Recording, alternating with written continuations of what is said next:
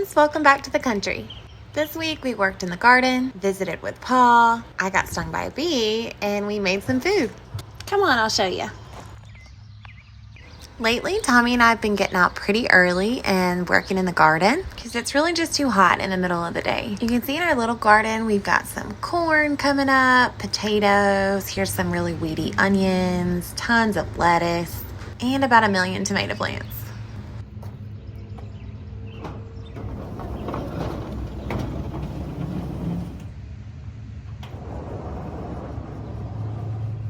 Hey friends, we're down here at Paul's barn.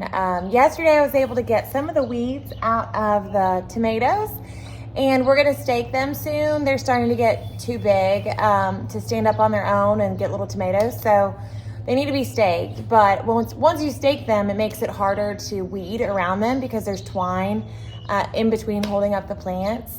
So my plan is, now that some of the grass and weeds are gone from in between the tomatoes, I'm gonna just put down some straw to try to prevent as many weeds and grasses growing up through the rest of the summer as I can, which is not gonna be fail-proof, but I think it'll help. So we're gonna do that now.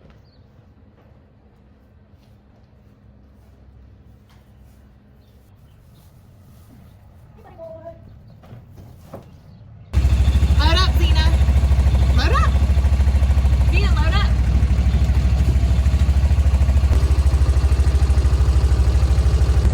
Come on, Esther. Now I've got all the helpers.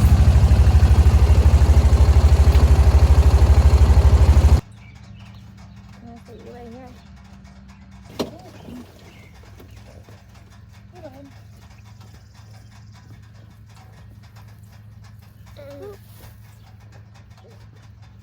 Can I see you back?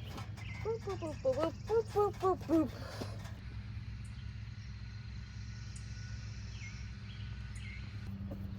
Are you helping Mama? Are you just helping Mom?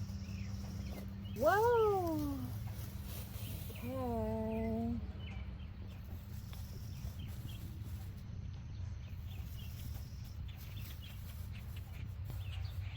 Hey, are you helping?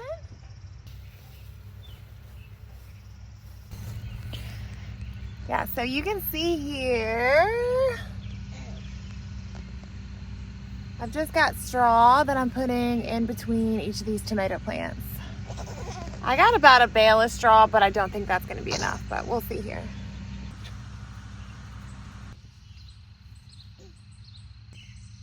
Are you going to help Mama?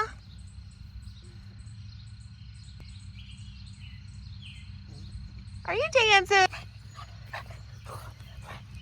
Have you got the zoomies?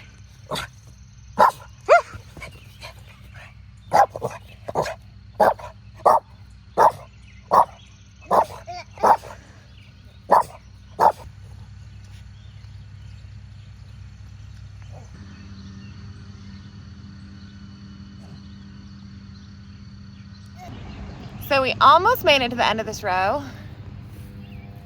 I'm gonna run back to the barn and get one more bale of straw. We'll only need about a fourth of a bale probably left.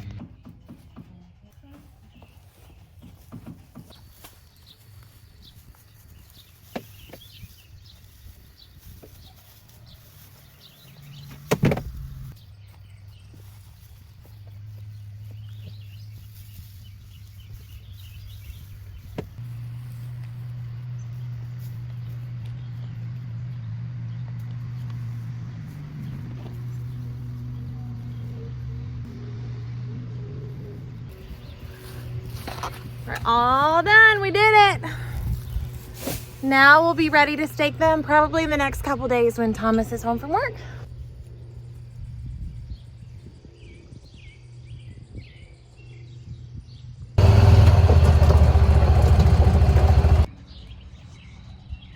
For anybody who doesn't know, Paul is our grandpa who's 94 and he lives next door to us. And he has taught us everything we could ever imagine or want to know about farming.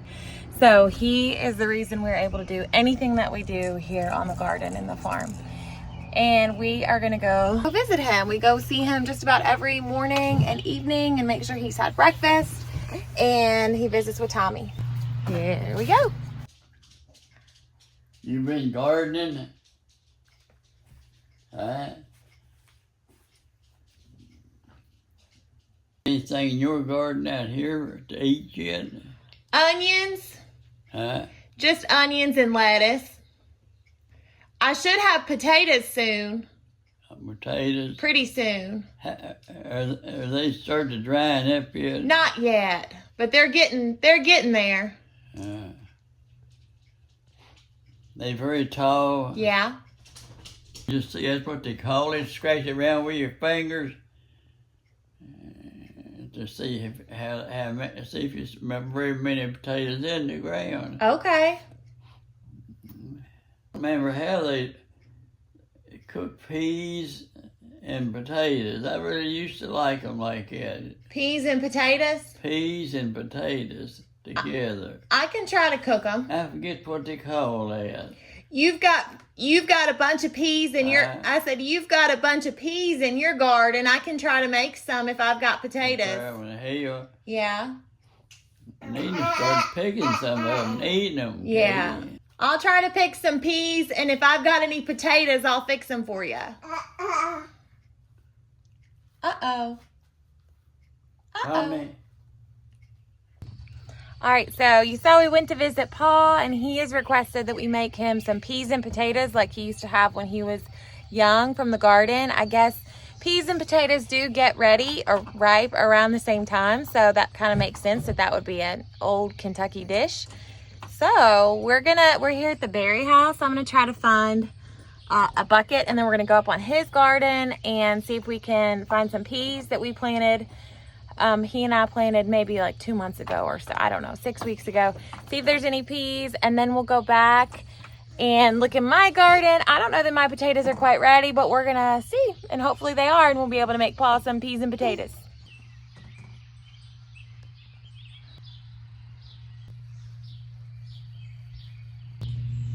And this is what we're looking for, a strawberry bucket.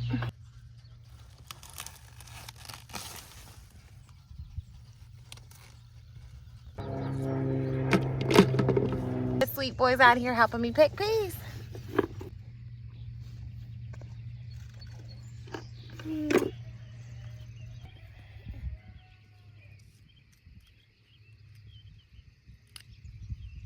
Bite of your pea?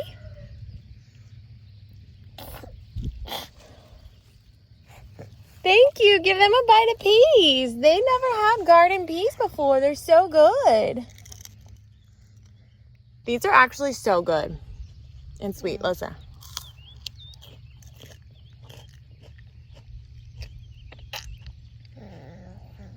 Ten out of 10.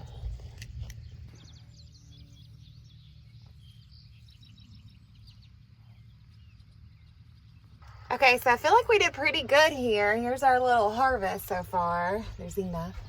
We got peas and our green onions. And really, I have no idea if there are going to be potatoes big enough to make for our peas and potatoes for Paul, but we're going to just go check it out and see. All right, so we've got our shovel. If you'll remember, Paul told us to just use our hands and scratch around and see if we feel any little potatoes. But I've got Tommy with me, so I'm just gonna use a shovel and we'll see if there are any little new potatoes. Of course, they're not gonna be very big yet if we have any, but maybe we can find just a couple little ones to have for his peas and potatoes.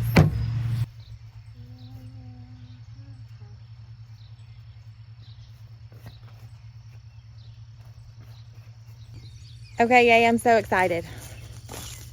I wanted to show y'all. Hold on here. These weeds are bad, I know, but look, if you can see right there, hold on. Yay! Yay, I'm excited. So it looks like we're gonna have at least a couple of these babies. Yay for potatoes, but while we're here, I also wanted to show you the soil. So we have had a lot of weeds this year. I'm sure I've already told you. However, you can really tell a difference since we've started the no-till. We're on our second year and a half of doing this, but the soil health is just vastly improved. And I want to show you as I'm digging up these potatoes, Like, this is completely different than last year when I was working in the garden. And he's got a potato. But anyways, you can see this soil is just so nice and loose and not compact and dark, healthy. There's tons of earthworms crawling around. I'm really hopeful with this no-till, honestly. I think it's definitely going to be worth our while. It's going to take probably another year or so to really perfect it, but the soil is just going to keep getting better. So I'm really psyched about that. And again, this hasn't been plowed at all, and look how nice this dirt is.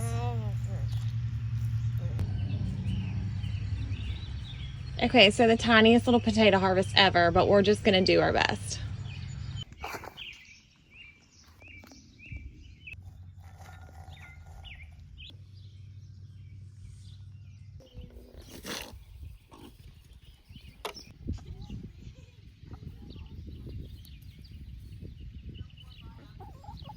Okay, so I was just walking in the yard to throw these pea pods out to the chickens, and I stepped on a honeybee, sadly. I pulled the stinger out, but I want to show you a weed that my grandpa Paul has always taught me helps with stinging, insect bites, all kinds of stuff really.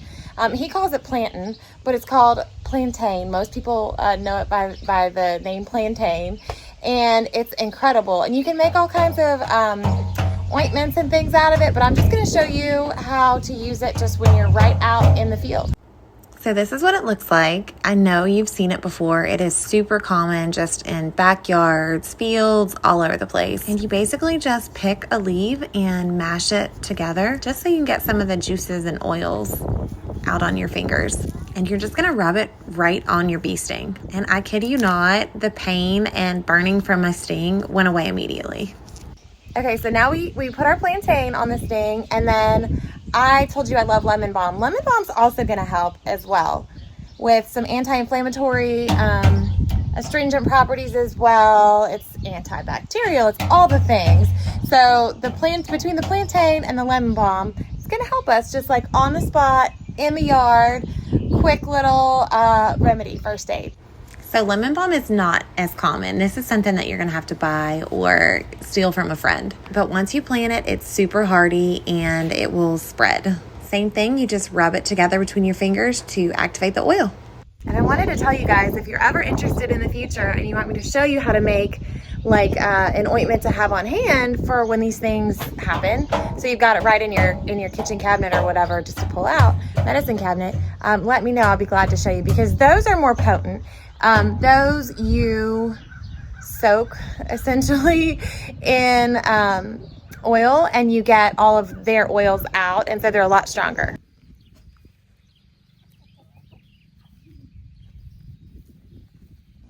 Now it's time to make our peas and potatoes for Paul, just in time for supper. We just peeled and boiled the potatoes, then heated up some butter in a skillet, added some flour, and cooked that to get the flour taste out. Then you whisk it really well, add some milk, and thicken it up, and you basically make a little white sauce. While the potatoes finish boiling, you add your peas and cook for a few more minutes, and then add to your creamy sauce. This is super simple. I just add salt and pepper, and it's ready to go.